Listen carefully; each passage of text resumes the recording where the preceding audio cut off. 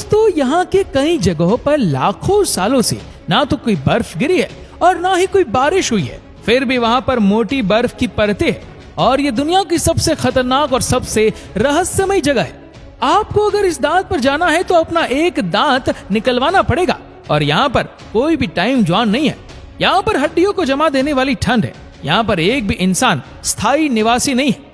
यहाँ पर कोई भी सांप, कोई भी लीजर्ड, कोई भी मेंढक और सांप जैसा जीव नहीं पाए जाते।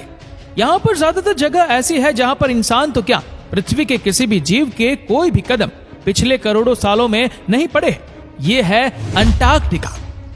अंटार्कटिका ये पृथ्वी के छोर पर नीचे दक्षिण में बसा एक महाखंड है। यहाँ पर दोस्तों आप जाओगे तो आपको लगेगा कि आप पृथ्वी पर नहीं लेकिन किसी और प्लेनेट पर हो। साउथ पोल यानी दक्षिण ध्रुव इसके बीचों बीच सेंटर में स्थित है और ये महाखंड 140 लाख वर्ग किलोमीटर के विस्तार के साथ एशिया, अफ्रीका, उत्तरी अमेरिका और दक्षिणी अमेरिका के बाद दुनिया का 5वां सबसे बड़ा महाखंड है। ये महाखंड यूरोप से 1.5 गुना और हमारे भारत से 4.5 गुना बड़ा है। ये विश्व की सबसे ठंडी, शुष्क और तेज हवाओं वाली जगह है और यहाँ पर हड्डियों को जमा देने वाली ठंड पड़ती है। इतनी ठंड जिसकी आप कल्पना नहीं कर सकते। दोस्तों अंटार्कटिका का आज तक का सबसे रिकॉर्डेड कम तापमान -89.2 डिग्री सेल्सियस रहा है। ये टेम्परेचर आज तक का पृथ्वी का सबसे कम रिकॉर्डेड टेम्परेचर है और ये रिकॉर्ड 21 जुलाई 1983 में बना था। दोस्तों इतनी ठंडी जगह का एक आश्चर्यजनक फैक्ट ये भी है जिसे जानकर शायद आपको विश्वास ना हो कि ये पूरा खंड आज से 53 लाख साल पहले बहुत ही गर्म हुआ करता था, जहाँ का तापमान हमेशा 20 डिग्री सेल्सियस से ऊपर ही रहता था और वहाँ पर खजूर के पेड़ भी उगते थे। लेकिन जाहिर सी बात है कि उस समय अंटार्कटिका खंड का भूभाग पृथ्वी के दक्षिणतम छोर पर नहीं था। पृथ्वी की टेक्टोनिक प्लेट्स के सतत सड़ने के कारण आज अंटार्कटिका महाद्वीप पृथ्वी के दक्षिण छोर पर जाकर खड़ा हुआ है। लाखों सालों से होने वाले इन गतिविधियों के कारण पृथ्वी पर कई द्वीप, महाद्वीप या देश एक दूसरे से अलग हुए या एक दूसरे से जुड़ गए। उदाहरण के लिए ये बताएं तो हमारा देश भारत आज से करीब 150 मिलियन साल पहले अफ्रीका महाखंड का हिस्सा हुआ करता था और जियोग्राफिकल गतिविधियों की वजह से भारत अफ्रीका महाखंड से अलग होकर साउथ एशियाई महाखंड की ओर बढ़ने लगा और साउथ एशियाई महाखंड से टकराया और इस टकराव के कारण इन दोनों के जुड़ाव वाला भाग ऊपर उठने लगा और आज हिमालय की पूरी पर्वत श्रृंखला में माउंटेन्स बने। माउंट एवरेस्ट भी इसी भौगोलिक गतिविधि के कारण इतना ऊंचा शिखर बन पाया है। दोस्तों आपको जानकर ताज्जुब होगा कि अंटार्कटिका की कई सारी जगह ऐसी है जहां पर पिछले 20 लाख सालों से ना तो कोई बर्फ गिरी है और ना ही कोई बारिश हुई है, फिर भी वहां पर 20 लाख साल पुरानी बर्फ के बड़े बड़े पहाड़ मौजूद है और यह जगह पृथ्वी पर की सबसे शुष्क जगह है। इसीलिए इसे ड्राई वैली भी कहा जाता है और यहाँ पर चारों ओर जहां तक आपकी नजर जाए बस बर्फ की चादर ही नजर आती है। बर्फ के इस पूरे रेगिस्तान में 1.5 किलोमीटर मोटी बर्फ की चादर लगभग पूरे खंड पर छाई हुई है। जी हाँ दोस्तों, ये एक मोटी बर्फ की चादर के नीचे ढका एक महाखंड है और यहाँ पर संपूर्ण अर्थ का 90% पानी मौजूद है। जी हाँ दोस्तों, इसका मतलब यह है कि पूरी पृथ्वी का 90% पानी सिर्फ अंटार्कटिका पर ही बर्फ के रूप में मौजूद है और बाकी का 10% पूरी पृथ्वी पर है, जिनमें नदियां, जलाशय, महासागर, बारिश का पानी ये सब मिलाकर आता है। अब सोचो दोस्तों कि यहाँ की अगर सारी बर्फ पिघल जाए तो पृथ्वी का क्या हाल होगा। अब मान लो कि किसी कारणवश ऐसा हो जाता है तो पृथ्वी पर 200 फीट तक सी लेवल बढ़ जाएगा, यानी कि पूरी पृथ्वी मानो पानी का ग्रह बन जाएगा और ये मान ले कि लगभग पूरी मानव सभ्यता समाप्त हो जाएगी। आज हमारी पूरी दुनिया में कोई भी देश या कोई भी छोटा सा रिमोट एरिया भी ऐसा नहीं है जहां पर मानव बस्ती ना रहती हो, लेकिन अंटार्कटिका इसमें अपवाद है। इतना बड़ा महाखंड होते हुए भी वहां का कोई स्थानीय निवासी नहीं है।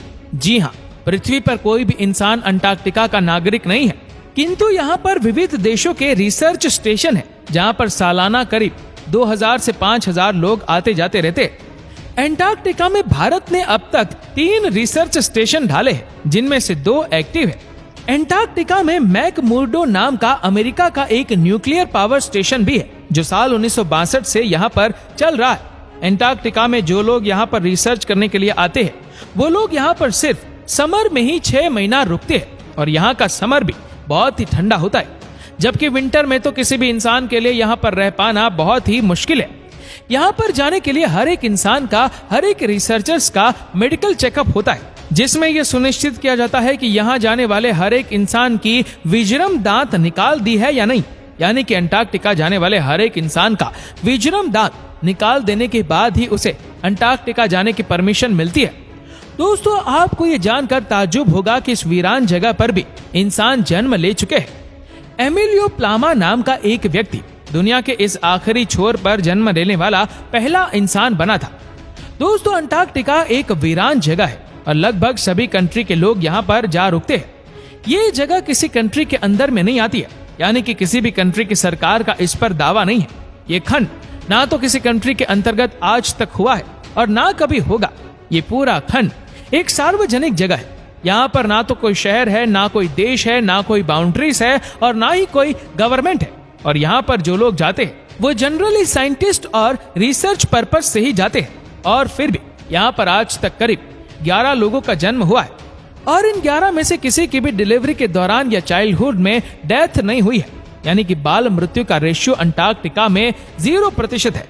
और जिन लोगों का अंटार्कटिका में जन्म हुआ है उन लोगों को उनके माता पिता के देश के ही नागरिकता हासिल है। नॉर्वे के राउंड एम्ड्यूसन पहले इंसान थे जो सबसे पहले दक्षिण ध्रुव तक पहुंच पाए थे। ये दुनिया का एक ही ऐसा महाद्वीप है जहां पर कोई भी टाइम जोन नहीं है। अंटार्कटिका में कई जगह ऐसी भी है जहां पर 350 किलोमीटर पर आवर की रफ्तार से हवा चलती है। पूरी पृथ्वी पर सिर्फ अंटार्कटिका और न्यूजीलैंड, ये दोनों ही ऐसी जगह है जहां पर किसी भी जाति के कोई भी सांप नहीं पाए जाते। अंटार्कटिका में अतिशय ठंड में रहने वाली स्पीशीज और प्राणी ही बहुत ही कम संख्या में मौजूद है, जिनमें पेंगुइन, सील, टार्डिग्रेड, बिच्छू और विभिन्न प्रकार की शैवाल और कुछ तुंड वनस्पतियों का समावेश होता है। और ये सब जीव भी अंटार्कटिका के समुद्र किनारे पर रहते हैं, जो कि न्यूजीलैंड के साउथ में और कुछ समुद्र किनारे चिली के साउथ में। इसकी मुख्य भूमि पर यानी कि अंटार्कटिका के सेंटर में कोई भी प्राणी या कोई भी जीव नहीं रह पाता है। यह स्थान कई रहस्यों से बिखरा है। कई वैज्ञानिकों का पुख्ता तौर पर यह दावा है कि एक समय पर इस जगह पर अति विकसित सभ्यता मौजूद थी। ग्रीक दार्शनिक प्लूटो ने भी करीब आज से 2000 साल पहले अंटार्कटिका की मानव सभ्यताएं और उसका संहार होने का एक वृत्तांत लिखा है, जो हमारे लिए चौंका देने वाला है, क्योंकि हम अक्सर ये मानते थे कि वहां पर जीवन संभव नहीं है।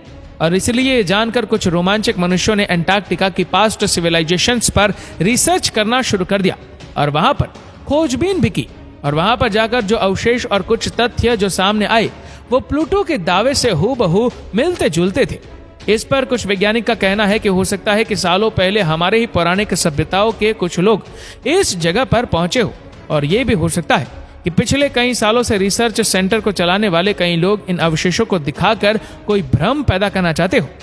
सच आखिर कुछ भी हो, लेकिन आज तक इस पर रिसर्च हो रहे और इन सबसे महत्वपूर्ण नेचुरल एन्यूमेंट्स की खोज, न्यूक्लियर स्टेशन और कई साइंटिफिक रिसर्च आज अंटार्कटिका में जोरों शोरों से चल रहे और आने वाले समय में भी अंटार्कटिका पर रिसर्च होते रहेंगे।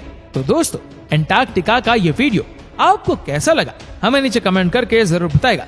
और इस वीडियो को आप अपने तक सीमित ना रखें, जितना हो सके इस वीडियो को शेयर करें फेसबुक पर, व्हाट्सएप पर, यूट्यूब पर। और ऐसे ही और भी इंटरेस्टिंग वीडियोस को देखने के लिए हमारे फेसबुक पेज को फॉलो करना मत भूलना।